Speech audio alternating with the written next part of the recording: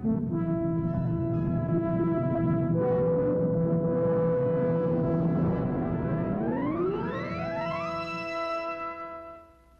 everyone, it's the Kung Fu Genius, aka Alex Richter, and we have a new deal for Kung Fu Genius fans. If you go to citywt.com, you can buy any 2 of our apparel and get 1 free, and that includes the new City Wing Chun gym shirt like the one I'm wearing in the new color. Any apparel, you buy 2, you get 1 free. Just go to citywt.com and use the code KFGB2G1. That's KFGB2G1. Use that code at CityWT to get 1 free apparel with your purchase of 2 of anything, t-shirts, all that good stuff. And before we get started, if you could do me a favor and don't forget to like this video, comment on it, share it on social media, help us get the word out there. That's a tremendous help. And if you listen to us on audio, don't forget to review the podcast wherever you listen to it. And with that, let's get started. All right, peeps. On today's episode of the Kung Fu Genius, the genius is going to have a conversation with his good friend, Jeet Kune Do instructor, Vincent Benitez. Lots of jams, lots of running, lots of there are no elbow strikes in JKD. Let's get to it. He is unstoppable, unbeatable, unbelievable. He's Alex Richter, the Kung Fu Genius. And every day, I practice martial arts. Watch out! Word is, I'm a Kung Fu genius. Practice all day like a genius. Yo, Vincent, how you doing, man? I'm doing great, Alex. Thank you for having me. Yeah, it's good. Good to have you. You are also, this is a first for the Kung Fu Genius podcast. You are the first in-studio guest we've had since we started the Kung Fu Genius. So great. Congratulations. I feel lucky, man. Yeah, absolutely. And it's really just an excuse for me to not have to look at Dre for an hour. Or talk in front of a screen. That's right. Yeah. Exactly. Right. So, so this is our first Jeet Kune Do episode because you are a Jeet Kune Do instructor in the Ted Wong line of Jeet Kune Do. Yes. And so for me, that's awesome because obviously he's a Wing Chun and Bruce Lee fanatic. I also have a huge thing for JKD. So I have you here basically because I want to pick your brain and talk to you about this kind of stuff. But before we do that, sure, we have to talk about the elephant in the room. Anyone ever tell you look like Gordon Liu? all the time. There was... Actually, that's funny that you mentioned it. I said this before, but I'll tell this story again. Sure. That back when I was a teenager, you know the record store Sam Goody, right? Yes, okay. Back when record stores were a thing. Oh, yeah. So in Jersey, there's this place called the Garden State Mall, and Sam Goody was in there. So I'm in there in the record store, and looking through tapes. And at that time, there were tapes, right? Yeah, kids might have to Google what that was, like, right? What the hell is a tape? A cassette. Yes. And they'll be like, what the hell is a cassette? So I'm looking through the tapes, and this random dude came up to me. And he said, hey, yo, you look like the Master Killer. And I'm like, talking to me? Yeah, man, you look like the Master Killer. I'm like, so the only, just mind you that at that time, I did not know who Gordon Liu or Master Killer was. The only Master Killer that I knew was from Wu-Tang Clan. Wu-Tang Clan, right. Master Killer, right. And then he gave me the pounds, like, all right, man, you'll have a good day. I'm like, okay. So he walks away, and then my boy, who was with me, he's like, he looks at me, he's like, you look like Master Killer from Wu-Tang Clan? I'm like, I guess so. So later on, I'm looking at the Master Killer picture from Wu-Tang Clan. I'm like, I don't look like this guy. I don't look like this guy. And then later on, when I started martial arts, and one of my favorite films, The 36 Chambers of Shaolin, Gordon Liu was on it. Right. But then I realized that there was a second title called The Master Killer. Yeah. And then, boom, it connected with me. I'm like, wait a minute. So this guy from a long time ago thought I would look at this dude. That's so funny. From Master Killer. I was like, oh, now I get it. So, yeah. All right. Yeah, it's great. I mean, I'm a huge Gordon Liu fan. Obviously, lots of Kung Fu Genius fans probably into those old Shaw Brothers films as well. And I think I'm definitely not the first person to think that. People have come up to you and said that. And what is 36 Chambers your favorite Gordon Liu movie? Definitely. That movie kind of changed my perspective of martial arts because obviously you watched the movie. So in the beginning, he didn't know any type of martial arts. And then the Manchu came and took over, killing people, stuff like that. And then he had to run. and then he went to Shaolin, or unconsciously. Right, and right. Then, he trains, and that whole movie is like 90% of training. Yeah, And which is then- great. We love that Oh, stuff. then the swords right Yes. here with the buckets and Yeah. the eyes, and oh man, that classic. Yes. And towards the end, I think he was there for 7-8 years or something like Yeah, that. I think that the story says he's there for about that time. He Yeah. gets back out to the world, and then he's fighting with the Manchus, and then the reason why that movie's changed my perspective on martial arts, because he wanted to protect people. Yes. And when you're young and when you're a kid, you think that when you learn martial arts, you're kicking ass, Right. like to anybody who messes with you. Yeah. But then it's more than that. Sure. Right. It's self-defense. You Right. know, when that word self-defense comes into play, it takes a different meaning. Yeah, absolutely. So when I watched 36 Chambers, Shaolin yes. Chambers. Yeah, 36 Chamber of Chambers. Shaolin. In Cantonese, Siu Lam Sam Sap Lok Fong. Okay. Which is literally Shaolin 36 rooms. 36 rooms? Yeah, it doesn't really mean chamber. Fong means like room. Yeah. Okay. Yeah. All right. Same character you would use to order up a hotel room. So it just means room, right? It's like when you learn the Chinese, it's a lot less romantic, right? Okay. And in the 80s, a company here in New York called World Northall got the rights to distribute those things on those Black Belt Theater Saturdays where they showed them there. Yeah, right. And that's when they were dubbed. They had a deal with Shaw Brothers. And that's when they changed the titles, because all the sexy martial art titles had to have kill, death, or something like that. And Master Killer. yeah, Master Killer. And when you actually watch 36 Chambers and you see, it's like you said, it's like this complete journey. He starts, he doesn't know anything. Right. He wants to learn martial arts to defend his people. He goes through this incredible character arc, and then that's his whole thing. Yeah. And he's not out to kill people, right? He's more like avenging. Yeah, but he's also, it has that one line which sounds, normally I like the Chinese versions of these films better, but in the dubbed English version, there's one line in 36 Chambers which is awesome, and it was when he was about to kill the bad guy, right? And it's like, oh, but you are a monk. He's like, even Buddha punished evil. Yes. Right? Yeah, so, you're a Buddhist monk. Yes. You shouldn't. You don't kill. Yeah, you don't kill, right? it's Yeah, like even Buddha punished evil. Oh man, that was one of the greatest lines. Yeah, there. that I have to give it to him. It sounds a little bit cooler dubbed in English than Yeah. in the original Chinese. Yeah. So do you think they should consider you for a remake of 36 Chambers? Hey man, there's a lot of people who ask me. Yeah. And hey, listen, you should do this, you should do that. You look like Gordon Liu. I'm like, Right. well, I mean, if people would teach me, the type of forms, Yeah. I think, possibly. They should make it the 37th chamber, right? Because the 36th chamber is for the public to learn those Shaolin martial arts. Right. The 37th chamber should be the style of no style. No style. It Right. is Jeet Kune Do, Yeah. right? Oh man, that's super funny. Now, I've done a bunch of episodes on, it's funny, my nickname is the Kung Fu Genius, but I'm way specialized in the Wing Chun stuff and the Bruce Lee stuff, Right. even though I like other Kung Fu styles as well. But it tends that most of my episodes are either about Wing Chun or about Bruce Lee or JKD and stuff like that. Right. And one of the perennial topics that always gets kicked around, and you know it as a JKD instructor, is the infamous, notorious, controversial fight with Wong Jack Man. Oh, our favorite person. Yeah, our favorite person, right? And, for me, it's pretty open and shut. Now, I understand there are people out there who are critical of Bruce Lee, and it's like people who don't like Marvel movies and like DC instead. Are we getting into that later? There's just no reasoning with them, Yeah. all right? So I equate Wong Jack Man fanboys to like DC fan. No, I'm just kidding. Oh man. For those of you Oh. who don't know, I'm kind of Team Marvel, you're Team DC, and am. occasionally we get into it on get- Twitter, oh, right? yeah. But this is the proof that even if you're getting into it on Twitter, you can still be friends, course, right? yeah. So, We coexist with each yes, other. yes, exactly. So,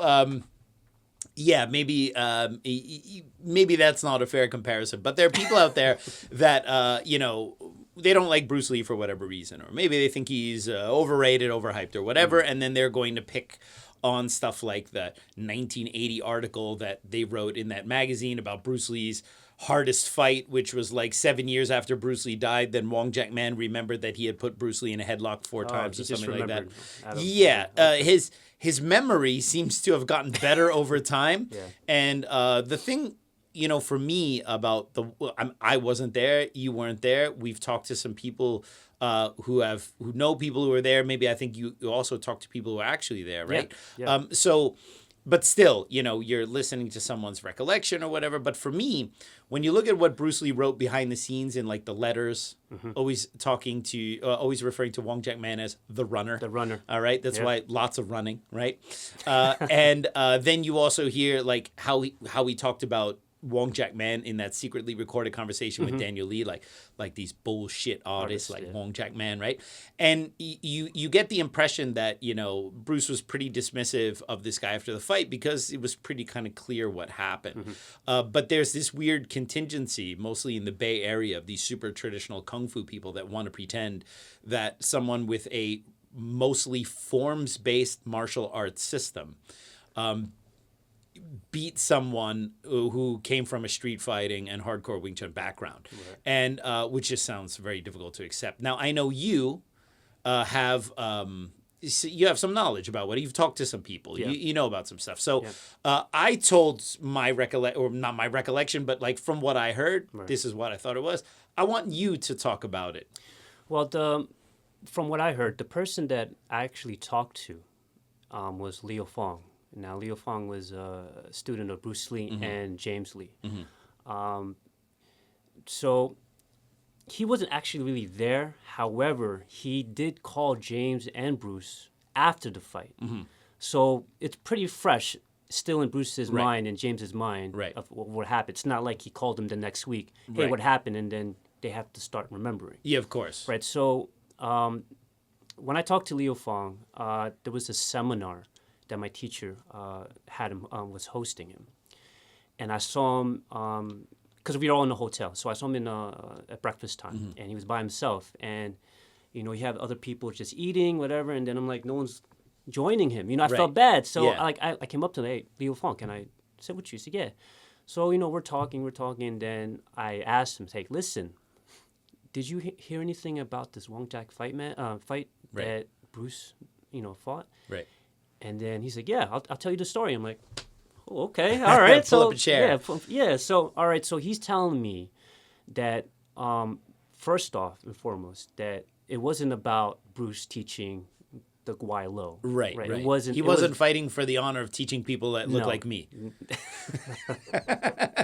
Well, that's the thing, because stuff like that is like legend, right? And people eat it up. Sure. I mean, it's a sexier narrative than what it actually was. It's decorative. Yeah. They embellish on the truth. Right. They exaggerate it. Yeah. So anyway, what he told me that weeks before the fight, there was this person named David Chin.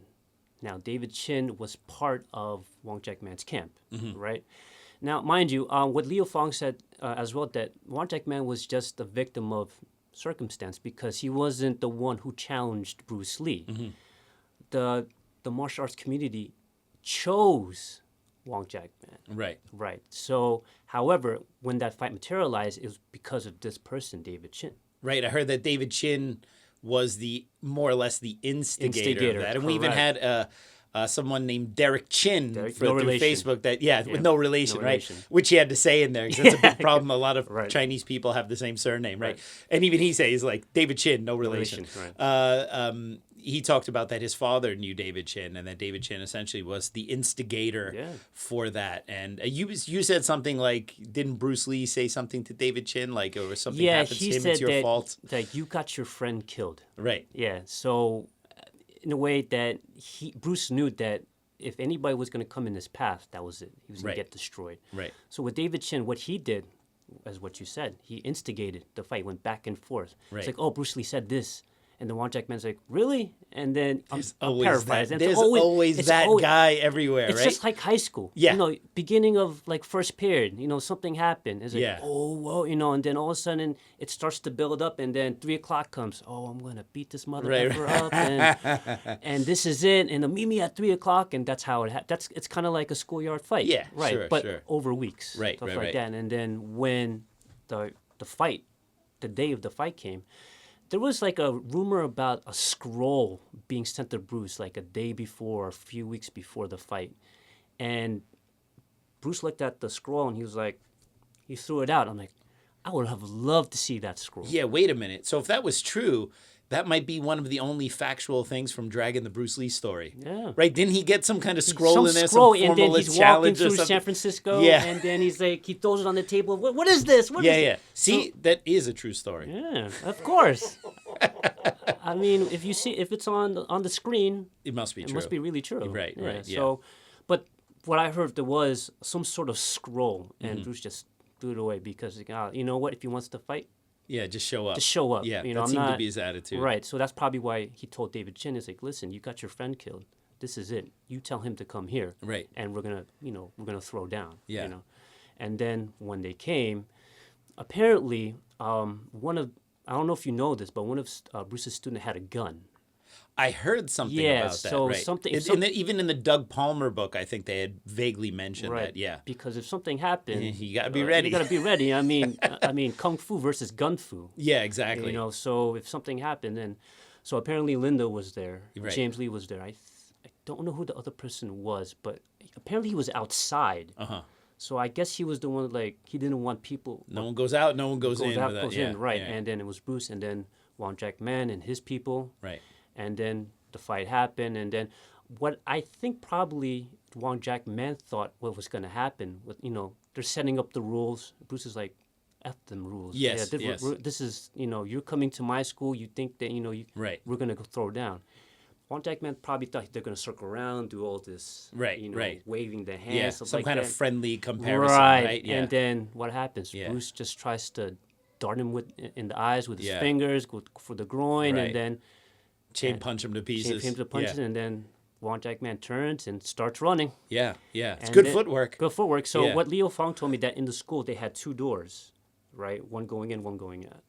So if you think about it, they actually, what he told me about, he did it about 3 times. They went around. Yeah, like almost through a changing room in the Right, back, or right. It and I was- heard it was like an L-shaped space or something like that. Yeah. Yeah. So it's like in the cartoons, they all go in and go out, go in and go out, and then, and from the interview that that I saw, and I agree upon that after One Jack Man came out, he tripped. Yes. And Bruce came on top of him. Yeah. And then he's like, "Do you give up?" Right. He's beating him. He's like, Right. I give up. I give up. Yeah, I like give up. yeah, Yeah, that's and what he then said. that's what Leo Fong said. I mean, that's how it happened. And Yeah. there's no 20-minute fight, and I read somewhere it was like an hour. I'm like, seriously, Yeah, an who hour? fights for that? They professional UFC fighters That's what even I fight mean. for that. I mean, like, 30 minutes even. It's you know what I mean? ridiculous. But then, from what Linda said, it's 3 minutes. I believe that. yeah. But if you're talking about like 30 minutes, maybe they set up 15 minutes about setting the rules, and then Yeah. and stuff like that. And then after that, they fought, but then 30 minutes. Yeah. Seriously, I mean, and the 30 minutes came actually from Wong Jack Man's camp. Right. I mean, they're saying, "Oh yeah, it happened in 30 minutes to fight," and I'm like, that's a little too long. He might have been counting the time he got in the car. by the time he got in and all Right, this other right. stuff like You that. know how it so, is. Yeah, well, Yeah. stuff like that is just legendary. But then, if you hear it from Leo Fong right after the fight, it's... Yeah. And what's also interesting is that I've heard it elsewhere, but also this Derek Chin who commented on the page said that it was David Chin who admitted that Wong Jack Man lost that fight. And that Absolutely. basically they had to kind of, he was about to go and kind of put the whip on him when he's on the ground, and they had to kind of like, intervene and end the fight there. And David Chin was in Wong Jack Man's camp, right? And for me, that's always like, well, it seems quite non-controversial. And then later they're like, oh yeah, and then he challenged him again in the press and all this kind of stuff, and Bruce didn't want to do it in public. It just seems like, well, if you already beat him, why would he want to do it again? Why would he even care? Right. And it also, like, I know some traditional Kung Fu people in San Francisco who are partial to the Wong Jack Man side. And so I've actually sat and heard stuff like, they went, he went to shake his hand, and when he shook his hand, Bruce Lee sucker punched him or something like that. And I'm going, that seems like, the traditional Chinese handshake before the fight, right? Already seems a bit suspicious.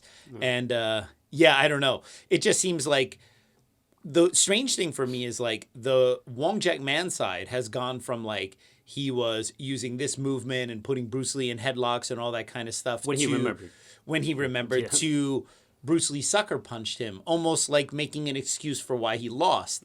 And then so when you hear the various accounts on the Wong Jack Man side, you're like, you're not even consistent did you win? Or did he win because he cheated? Right. Or was it a draw? Because they're not even consistent on that side of it, right? And so you start to get the impression like, yeah, you might be full of shit. Now, I remember you were talking about Sean. Sean's famous Right. phone call with Oh, Wong wow. Jack Man. Now, if that happened to Yeah. you, if one of Wong Jack Man's people called you, Yeah. it's like, hey, listen, stop talking shit. Right. I have my Sifu here. Yeah. I want you to apologize to him. Right. What would you say? Wow, that's a really good question. Yeah. I have to say, because Sean was ambushed with that. He didn't know. He was called by this guy. Right. And the guy's like, yeah, you shouldn't have said all this stuff about my Sifu, and I have my Sifu Wong Jack Man right here, and I want you to apologize. So he was kind of ambushed by that, right? Right. But Sean was very quick thinking, very Brooklyn, right? Yeah. I have to admit, you're in a situation where you should have said something, and then you said the wrong thing. It's like that episode of Seinfeld, and then you're like, and George is like, man, I should have said this, like the jerk store is running out of you, right? Or something like that, right? But you come up with like the perfect thing to say after the fact. But Sean said the perfect thing in the moment. That's why it's so epic, Yeah. right? I have to admit, if I was thrown on the phone with Wong Jack Man, I don't think I would have come up with something that clever. I would have been like, really? Really? You beat him with your forms? Right. All right. You come from a very classical Kung Fu style that's mostly forms based. Right. Bruce was someone who had street fighting experience. Wing Chun, like, even if people don't like Wing Chun is at least a Kung Fu style where we're not just standing there doing a bunch of forms. We have to chi sao with each other. You have someone trying to punch you, and you have to, like, actually have to engage with a physical human being, Right. which is not always the case in all traditional Kung Fu styles. Sometimes you're really just doing forms. And so I find it very hard to believe, Bruce, who had a boxing match, it was in high school or whatever, people wanted to, but still, he had boxed. He had been in street fights. He had both good and bad experiences. He kind of knew what was what. He had the fight in Seattle versus the karate instructor. So he wasn't someone who was unaware of how kind of down and dirty fights go. But I think Wong Jack Man was. And I find it very hard to believe, unless Wong Jack Man had landed a lucky punch, which clearly he didn't, because that's not even in any version of their five different versions. Yeah.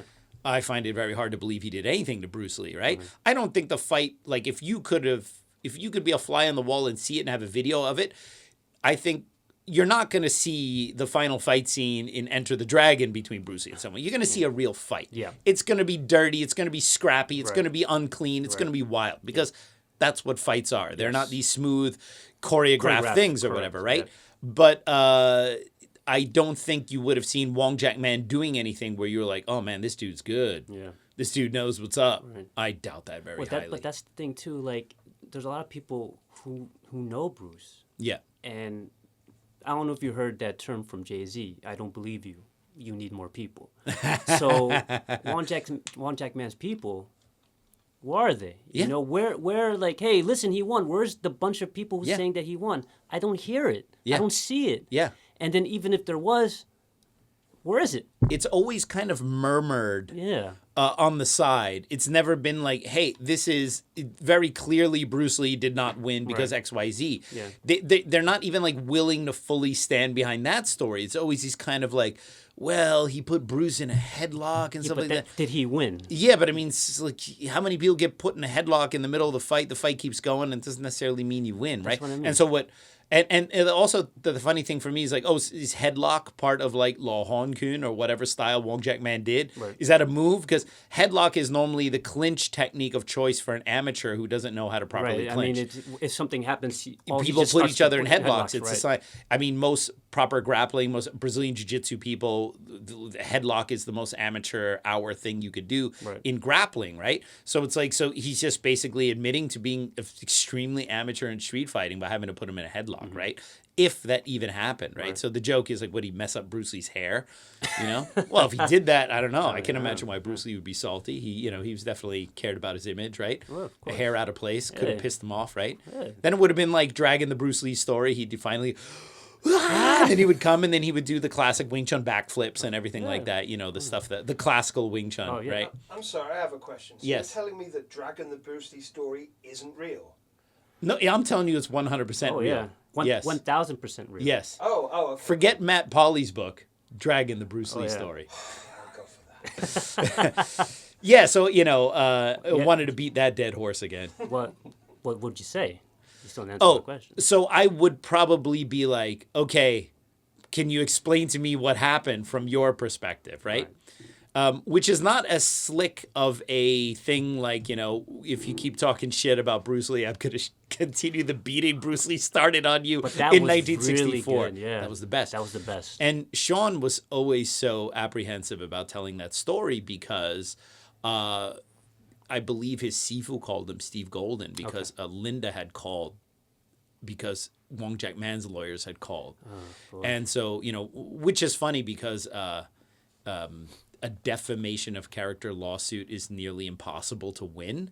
And the burden of proof would be on him to prove that he, in fact, won that fight or whatever. But I can imagine people just want to avoid dealing with the courts and stuff like that. And so Sean was like, you know, I guess because Linda had gotten involved or something like that, he didn't ever want to mention the story, right? But for me, you know, once Sean passed, you know, I feel that if Big Sean knew that I would tell this story after he passed, he'd think it's kind of funny. He'd be like, yeah, that's a frickin' Alex thing to do, right? Because how can I not tell this story, right? Because it also encapsulates Sean's character so much. Like this dude from Brooklyn who loves Jeet Kune Do, loves Bruce Lee, gets to be on the phone with someone who's essentially a bullshit artist in the minds of most people who, you know, have looked into it for more than 5 minutes and just say the one thing we all wish we would have been smart enough to say had we been faced with Wong Jack Man.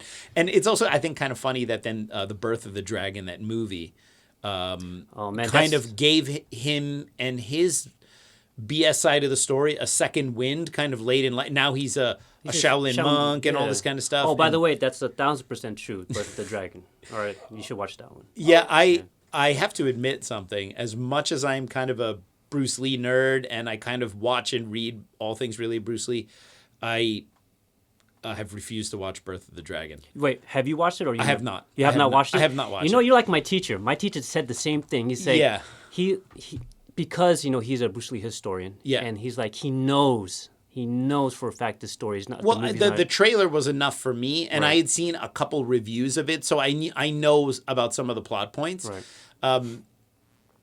There's some people I know who are like Hong Kong film nerds, and they're like, no, it's actually quite good as a film, and you know, you have to see the thing with playing Bruce Lee is he's such an iconic person, so you have to decide whether you're going to imitate him or you're going to like play an homage to him, like in the spirit, and like I get that, right? The problem is that, turning it into this kind of epic thing that it really wasn't, and putting some wind in the sails of someone who's basically had to kind of lie behind the scenes about like, oh yeah, well actually I won that fight, but never be able to say it, and then give that guy some kind of credence in the 11th hour of his life, I think is like. I get it. Also, the actor who played Bruce Lee, Philip, he's a Wing Chun practitioner, and I've never met him, but I know his father. Oh, okay. And his father is a Choi Lei Fut instructor, and that's why Philip learned Choi Lei Fut and also learned Wing Chun from Wong Sun Leung, right? But his father, I know him through the martial arts circle. I've actually met him a couple times, and the last time I saw his father was in Hong Kong, was in Jordan, right around the corner from Bruce Lee's old home. Yes. And I was walking into the MTR and Sam, that's his name, his father's name. He's like, hey, Alex. And then I just saw him on the streets of Kowloon, right? Oh, wow. And my students were there. And I'm like, hey, I told my students, I'm like, hey, this is the father of Philip. I've never actually met him. And, you know, I've seen other stuff that he's in, and he's a fantastic martial artist. But the hardcore Bruce Lee geek in me, I can't bring myself to watch it. Just to let you know, yes, the Bruce Lee and the One Jack fight in that movie was 20 minutes. Okay. So they went with that story. They went with that story, and Bruce Lee and Wong Jack Man fought the Chinese gang at the end. Oh, like it turned into like a buddy cop movie at the end or something like that, right? Yeah. Just like in real life. Yeah. Yeah. 1000% true. Yeah, they solved the mystery of some Scooby-Doo mystery or course, something. They took yeah. the mask off. Yeah. And I would have gotten away Away with with it it. if it wasn't for you meddling Kung Fu, Bay Area Kung Fu instructors. I mean, it has to be true, right? Of course, it's in a Yeah, movie, it's right? in a movie. Yeah, well, we have the same thing with Yip Man. I mean, like, I can't tell you the number of people who have come to my school since those films came out, and they're like, did he really beat up 10 black belts? And, did this really happen and that really happen? Which is, like, fine. I mean, it brings interest into it, and Yes.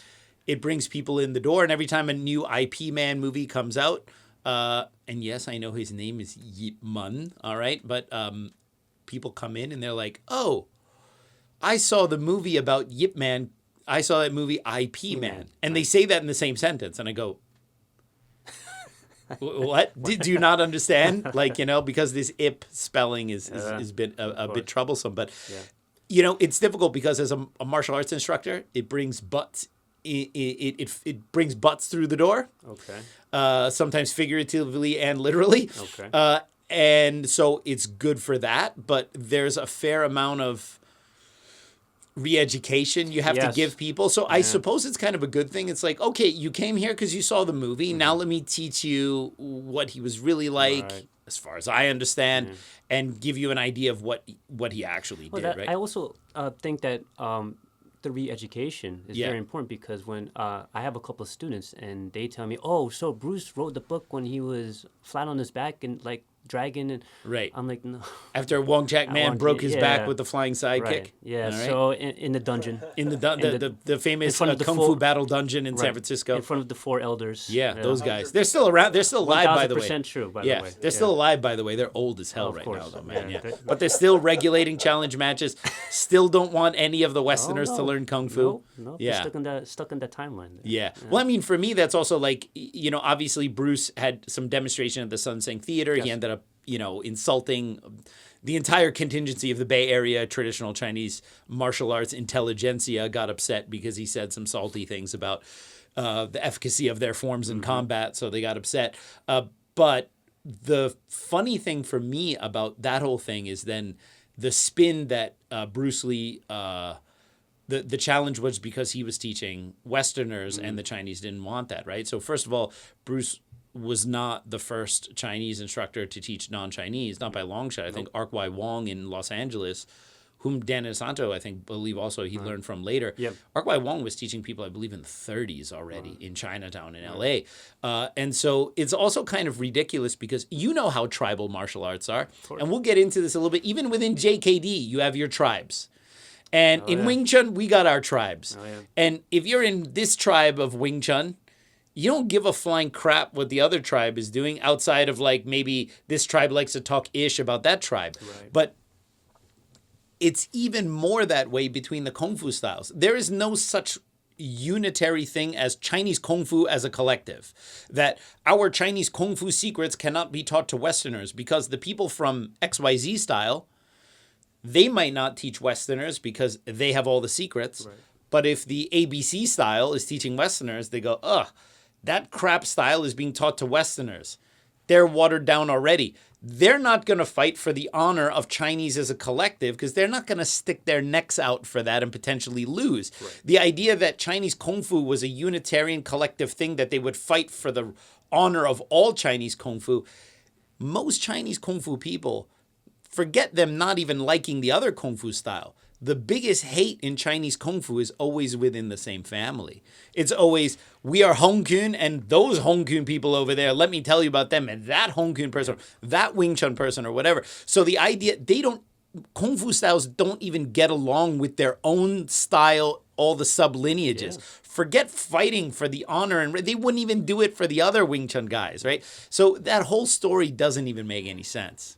Yeah. Well, it's just like the same thing too when you talk about like tribal. Like I always like to use hip hop references. You know, like you have hip hop, and then all of a sudden, somewhere along the line, it became West Coast versus East Coast, right? So they're fighting amongst themselves. Yeah. They're not even fighting for hip hop. They're fighting for who's the best side. And that wasn't even generated by the hip hop community. It was generated by the media. So Yeah, that's totally. Another, Source Magazine, and everyone knows East Coast rap's better I was gonna anyway. say East Coast all the way. Just so we're clear. I mean, that's not even like a thing. Yeah. All right. Yeah. Wu-Tang. Wu-Tang. All right. So this is the JKD episode, Right. and we've thus far just relitigated some old salty stories. Let's talk some JKD. Okay. All right.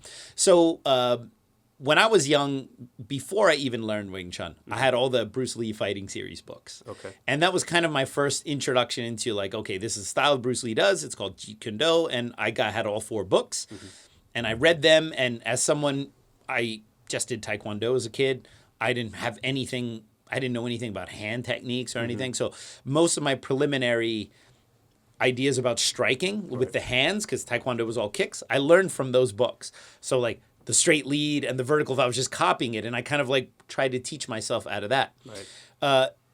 So one of the things that's obviously striking, pardon the pun, for people who come from a more orthodox striking style, say boxing, right? So you have your strong side in the back, your front hand is your jab hand, and Bruce Lee's JKD using, from what I understand, an idea from fencing, you lead with the strong side. Right. I understood that because in Taekwondo, we led with our strong side all the time, partially because we didn't really use hands anyway. Right. But like the idea of having, I'm right-handed. I had my right leg in front all the time. I use it as a jab and I use it as a power kick. But we also could switch.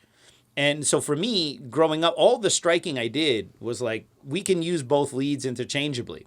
So I have no problem with that. But when I looked at the JKD stuff, I was like, okay, you have the strong side in front.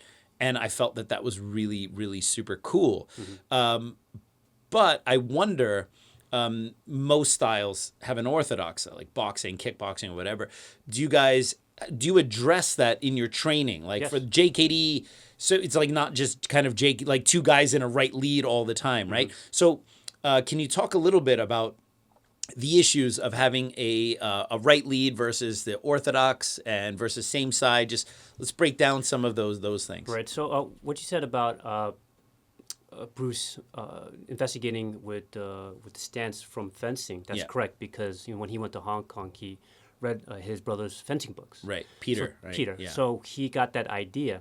So whenever you're in a stance, especially when you're engaging with somebody, the important thing is protecting the center line. Right. Right.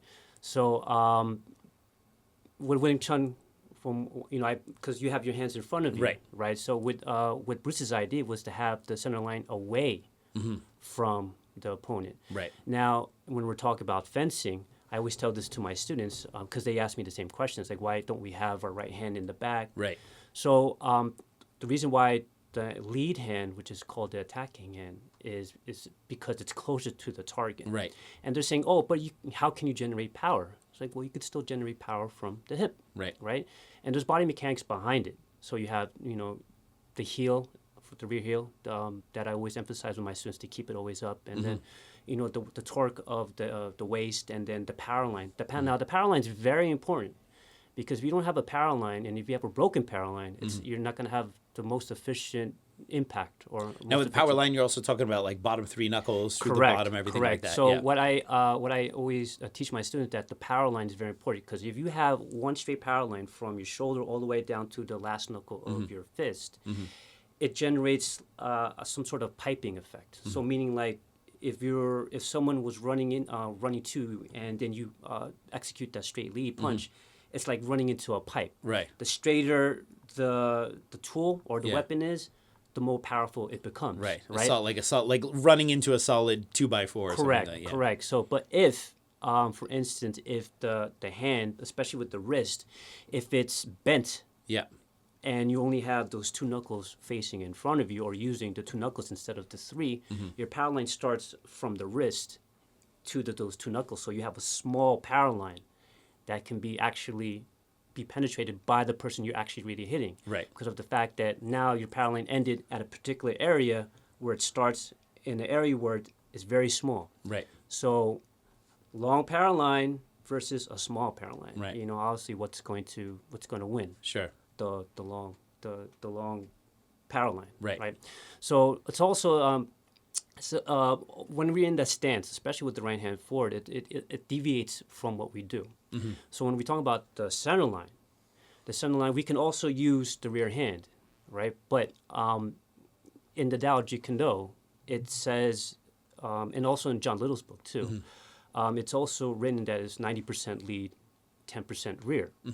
Now you also have to imagine too that with a fencer, I'm pretty sure you've seen how fencing goes, right?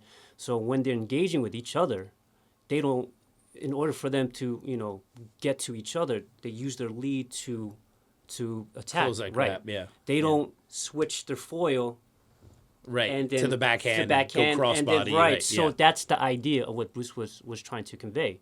Because of the fact that, yes, you can use the rear only 10% of the time. Right. Right, so I always say that the lead hand is always the attacking hand. Right. And the rear hand is the defending hand. Right. So when people say, oh, you can do 50-50, I'm like, okay, if you could do 50-50, then you're using 50% of your power. Right. If you use the 90% of your power, which is your lead hand, you'll get more devastating or a much devastating result if you do 50-50, right? So it's one for the power line, one for using the lead hand as a weapon, attacking hand, and it less deviates from your stance, just like a fencer. Right. So that's, some people get that confused, and some people feel like, oh, you can't generate power from the lead. You have to. I'm like, well, that's true, but then with constant training, Yeah, of course. and there's evidence, Bruce Lee, Ted Wong, all of the Bruce Lee students, and when they execute their tool from the lead hand, they Right. get it. Right. So there's already evidence, stating that it's strong forward as it's strong in the back. Right. But, people like to, stay within that realm of 50-50 using Yeah. two hands. But, Right. Again, you can still use the lead hand as, they call Jeet Kune Do fencing without the foil. Because obviously there's no foil Right. as your lead hand. Yeah. So that's basically where that definition of that stance come from. The Got right, it. right Got side it. Got forward, it. So when you do sparring, you also do you also set it up so like your students are also practicing against people who use orthodox as well? Yeah. Absolutely. Because listen, there's a lot of people, especially on these Facebook forums, Yeah. they just come up with these ridiculous stuff. I'm like, oh, they only practice with right-handed versus right-handed. And I'm like, Yeah. seriously. I mean, the majority of the people who fight are on their orthodox. Right. With the left hand forward and coming out, Sure. coming with the right.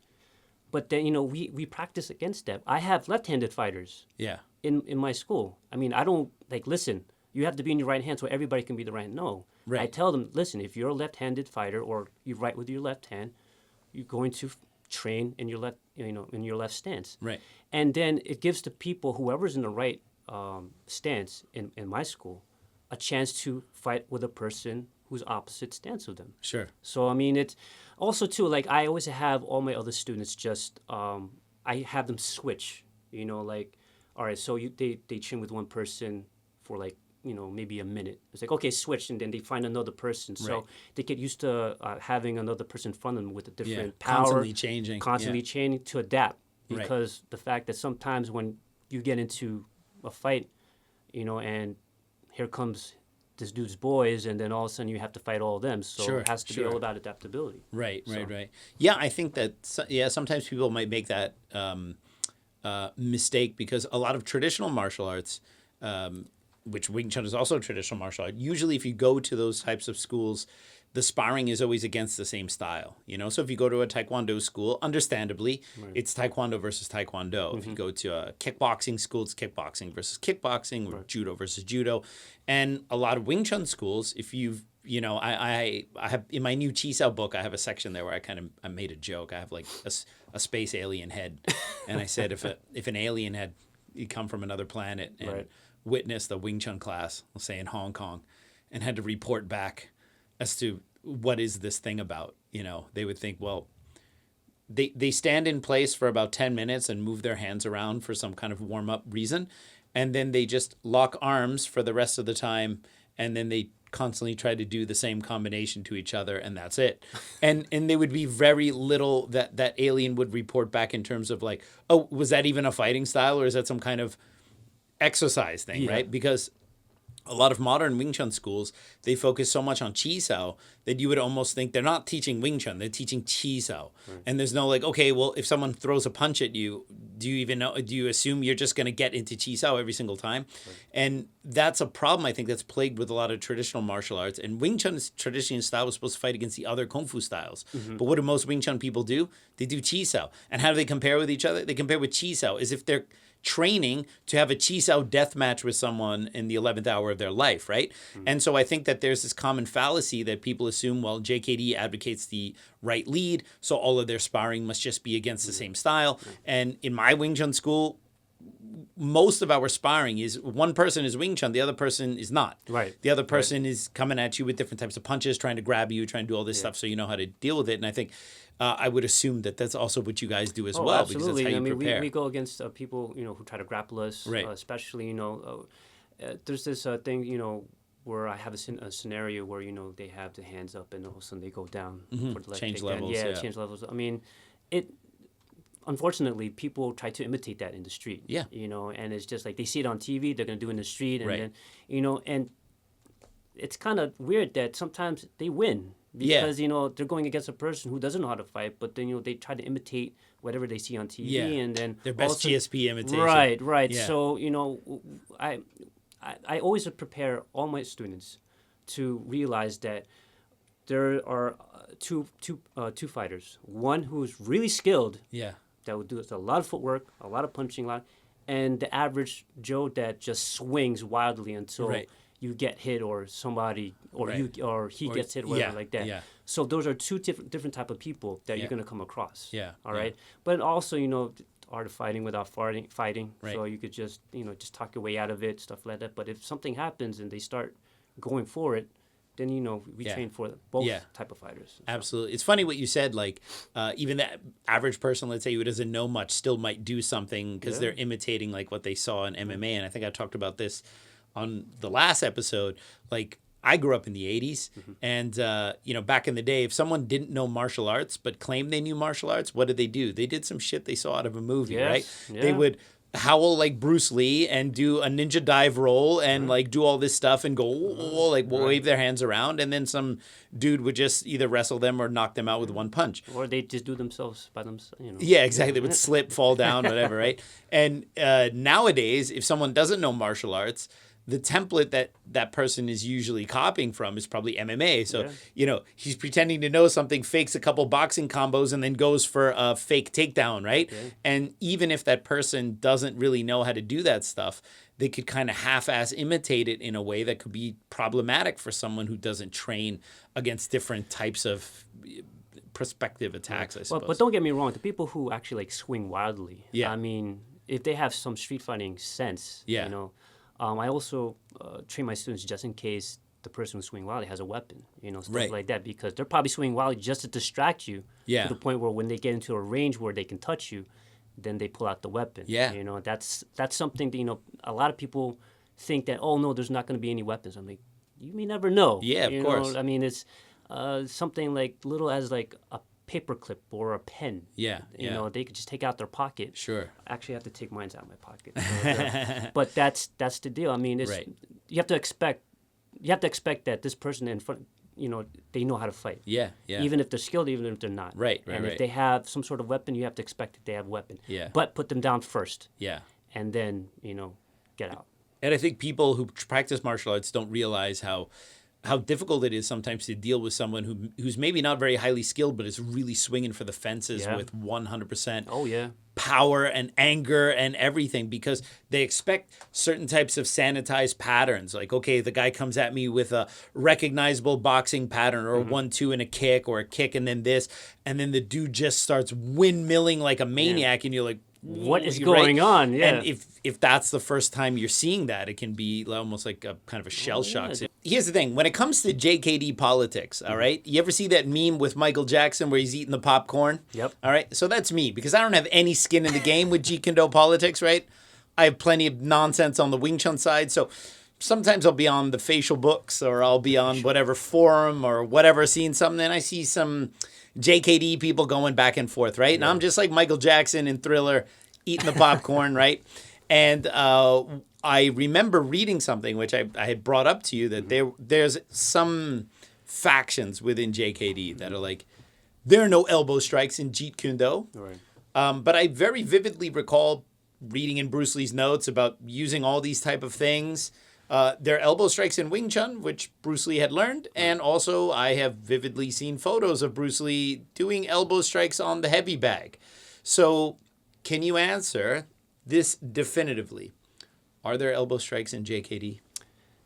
Yes, 100% yes. Now, the reason why these factions are talking about there are no elbows in JKD is because, number one, they probably have never used it. Mm-hmm. Number two, whoever's teaching them have never used it. Right. Or number three, they don't think it works at all. Mm-hmm. The problem with using these type of tools is just the fact that it's knowing when to use it, knowing how to use it. Unfortunately, with whoever is saying these things have never used it in their life. And if they did, they probably used it and never worked out for them. Right. But that's a different case, because with a lot of people who use tools to execute them, you have to work on them. And Right. especially if that person or that JKD instructor have never used an elbow or it didn't work out for them, they probably applied it in a situation where it never had to be used, right?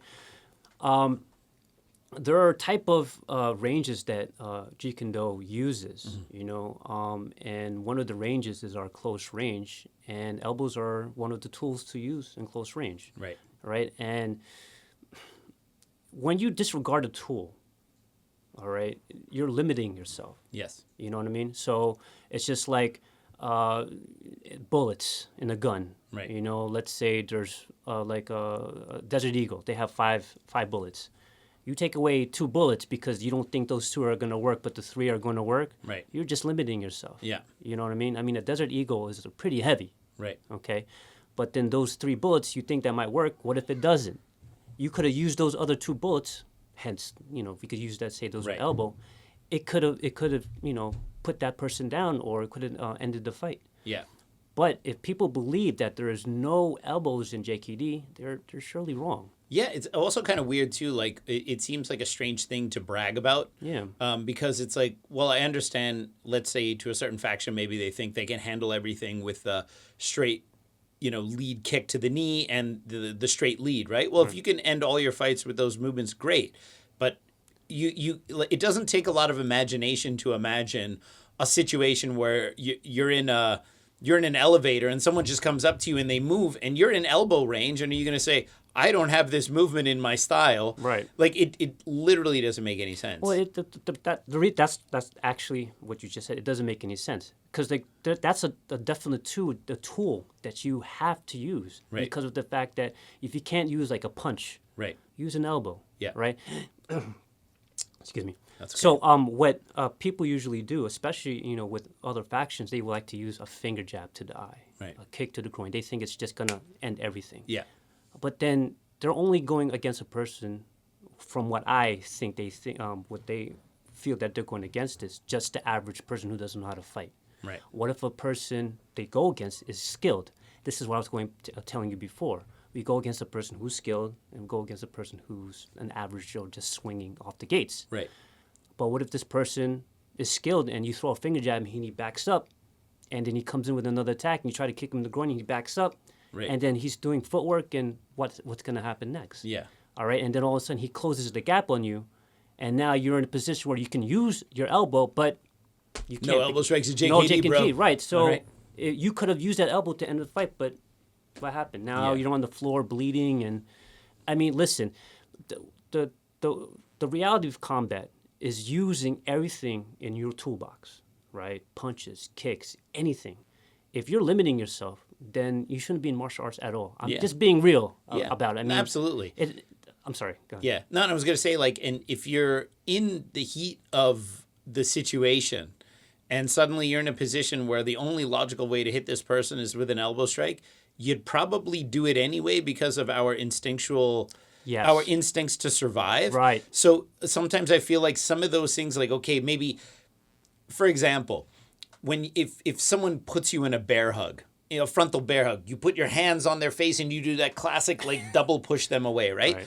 That some jiu-jitsu schools teach that, some self-defense styles teach that. We don't necessarily do that in Wing Chun. We might have a different way of dealing with the front bear hug. But someone grabs you and you're suddenly in a situation where it's like, oh, that thing that I want to do, I couldn't.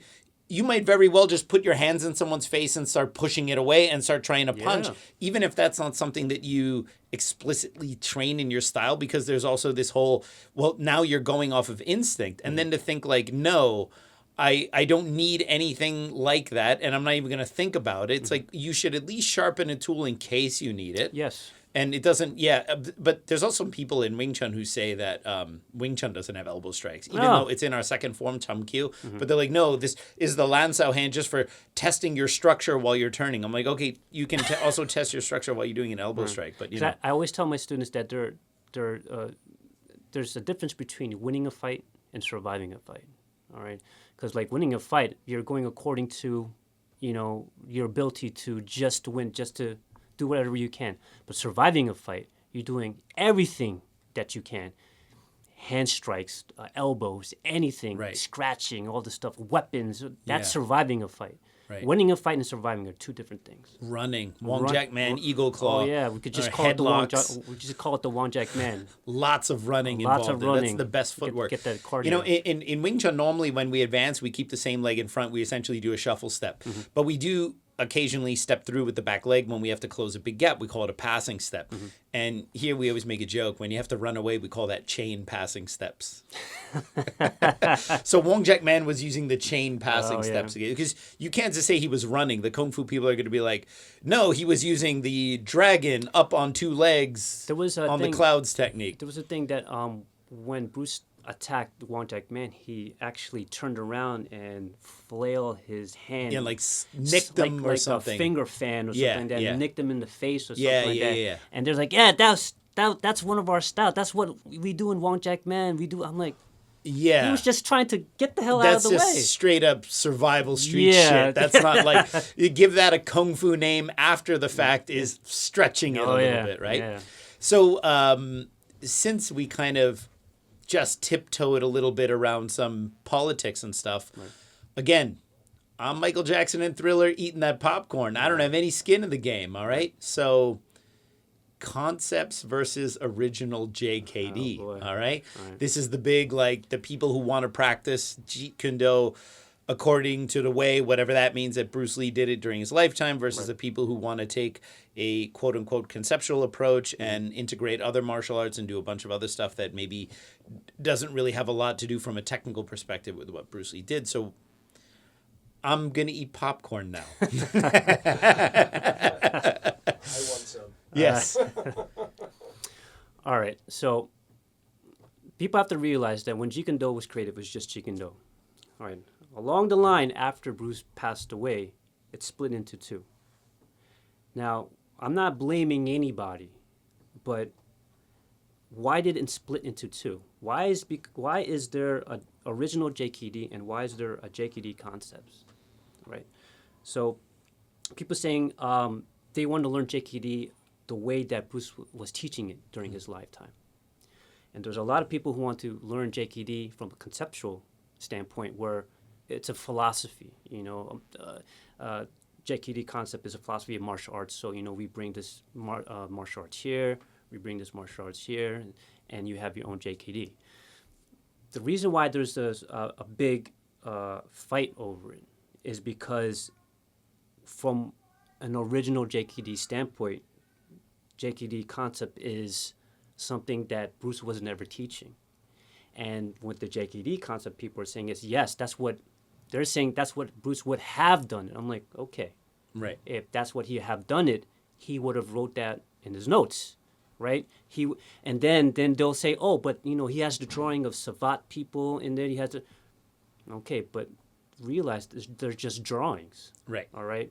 And his notes doesn't indicate where it's saying, listen, you have to use a hold from Brazilian Jiu-Jitsu or a throw, or it doesn't indicate anything. He just put literally a throw. Right. Because the cell phones in 1966 didn't have the screen capture function yet, from what I understood, right? Yeah. Google was also pretty rudimentary back then. Of course. I mean, that one you have to send through the mail. Yeah, And, exactly. yeah, and You know what's interesting? I'm a big dork about finding the books that Bruce Lee owned, and so like This Is Karate from Masoyama. I'll order the book, but I'll order it from this. I'll order the same, like the '67 version that Bruce Lee might have had. So I'll get the same. I'll get some crusty old version. I'm like, this is like most likely the one that he had. Right. And one of the books that I got recently from Don Draeger was the Asian Fighting Arts of the World, I believe it's called. Okay. And it goes through China, Japan, Asia, and it was written in the late 60s. And I was going through the book and came to the Thai boxing chapter. And when I looked at the photos there, because I have a photographic memory, sorry. That was for you, Mikey Deane. I have very photographic memory. And I'm looking at the photos of these Thai boxers in there, and I go, these are the drawings Bruce Lee had in Tao of Jeet Kune Do. Right. And then I went and I pulled my Tao of Jeet Kune Do and I put them side by side. And first of all, Bruce Lee was a fantastic artist. Of course, yeah. They were almost one-to-one recreations of these of the Thai boxer on the heavy bag. I don't know if you remember with the kick and stuff. That was from Don Draeger's book. And then there's another part in the conditioning where he shows the Hindu push-ups. Oh yeah. And it's also from that book. Oh. And then so I'm like, he's looking at stuff that he finds interesting. He's recreating it, perhaps in his mind, going like, okay, how would I fight against this? Or rather than this idea like, I need to do this. You know, it's like, these are what these people are doing. You know, I remember, I believe John Little sent me something where Bruce had a list of all the different martial arts styles and what their strengths and weaknesses were. Okay. And then I'm like, yeah, well, then it's pretty clear what most likely, and of course it's all speculation, but we can use our brains, that his notes that he was writing about the various styles, that he was looking at what were they doing, how did they fight, and what would I do against it? It was his research rather than he was going to say, now I need to do Thai boxing kicks in Jeet Kune Do, for example. Yes.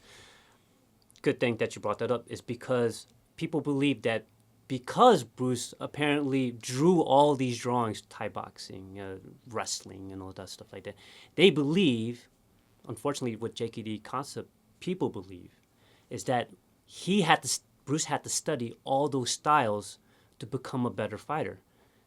Wrong.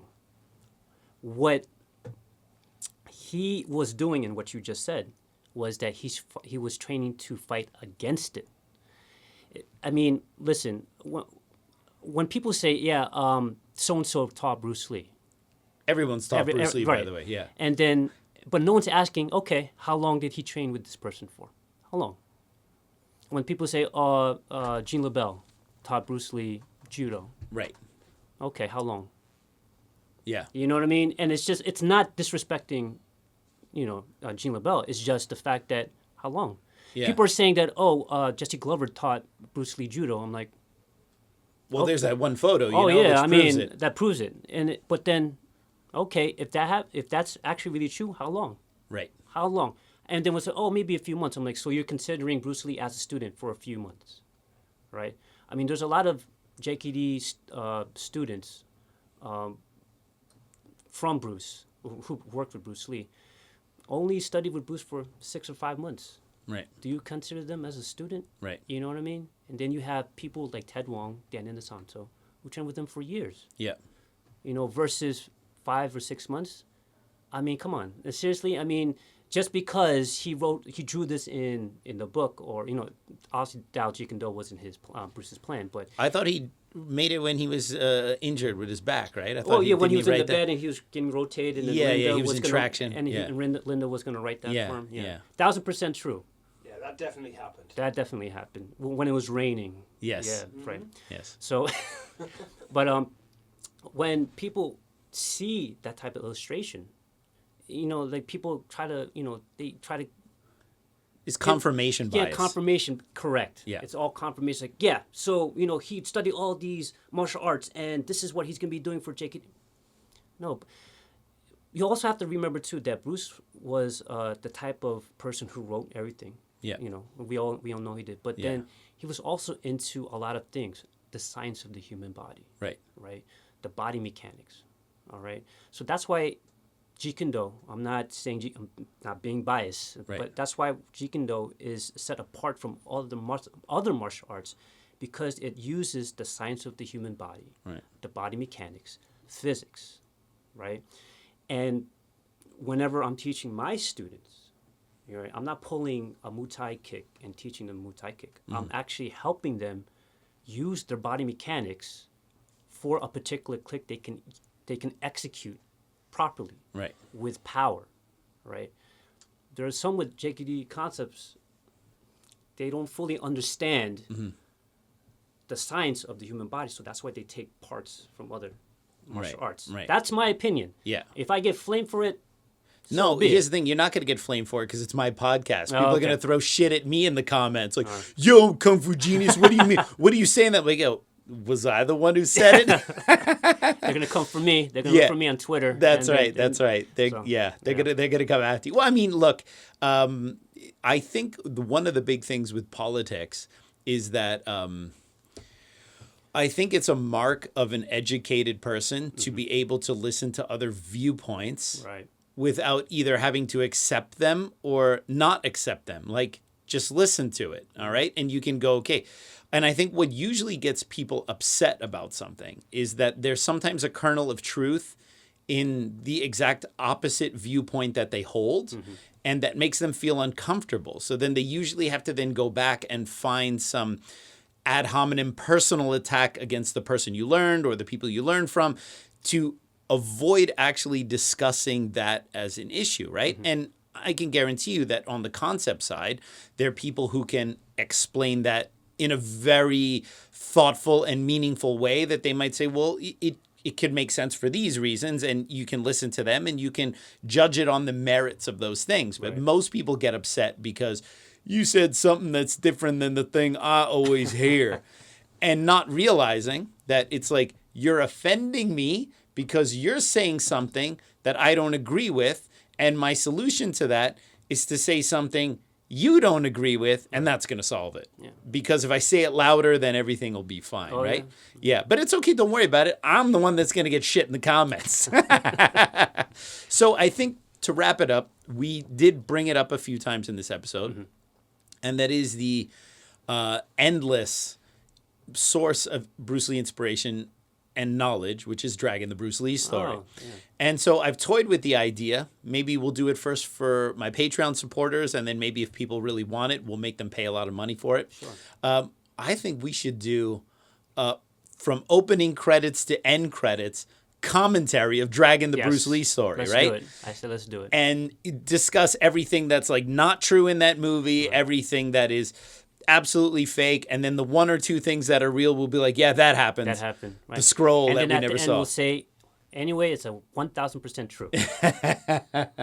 So yeah, forget Matt Pauly's book, Oh, yeah. forget Doug Palmer's book, forget any of them. Forget Linda's book too. Yeah, forget that one, right? Which I got that one, by the way. I found it on PDF. So. Oh, nice. Yeah. So very interesting, it by is, the way. Very yeah, interesting, Yeah. by I have the to way. reread it. I'm like, oh, okay, I remember this one. But yeah, anything you want to know about Bruce Lee, Dragon the Bruce Lee story. You know, he couldn't beat the guy's not, his name is not Wong Jack Man in the movie, right? Johnny. What was his name? Johnny something, right? Johnny something. Yeah. Yeah. And he wasn't able to defeat him efficiently because he was using too much classical Now, Wing Chun. isn't he a Hong Kong actor? Yeah, John Chung. Yeah, John Chung. He's a veteran Hong Kong actor. As a matter of fact, John Chung is in 36 Chambers. Ah.